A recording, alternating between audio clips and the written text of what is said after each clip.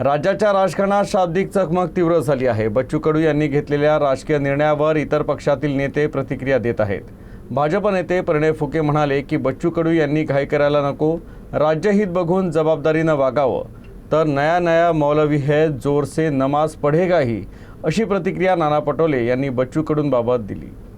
आणि बच्चू भाऊंला आता ते शिवसेनेमध्ये त्यांनी प्रवेश केला, आपल्या पक्षाचं विलीनीकरण त्यांनी शिवसेनेत केलं, तर मला असं वाटतं की बच्चू भाऊंनी घाई करू नये, शांतपणे त्यांनी शिवसेनाही समजून घ्यावी आणि त्यांनी राज्याचं आता सरकारचं जे आहे त्यांनी बाकी सगळे पक्ष समजून घ्यावे आणि महाराष्ट्राचा एक अभ्यास करून, आतापर्यंत ते अमरावती किंवा विदर्भापुरते सीमित होते, आज ते मोठ्या पक्षात आले, राज्यस्तरीय पक्षात आले, तर त्यांनी राज्याचा विचार केला पाहिजे आणि त्यांनी निश्चितच याच्यानंतर ते काही एखाद्या छोट्या पक्षाचे नेते नसून एका सत्ता पक्षाचे ते मोठे नेते आता झालेले आहे, विधान परिषदेच्या मध्ये ते निवडून येणार आहे आणि म्हणून आता त्यांनी जबाबदारीने वागले पाहिजे। अभी नया मुल्ला है, थोड़ा ज़्यादा नमाज पढ़ेगा, पढ़ने दो।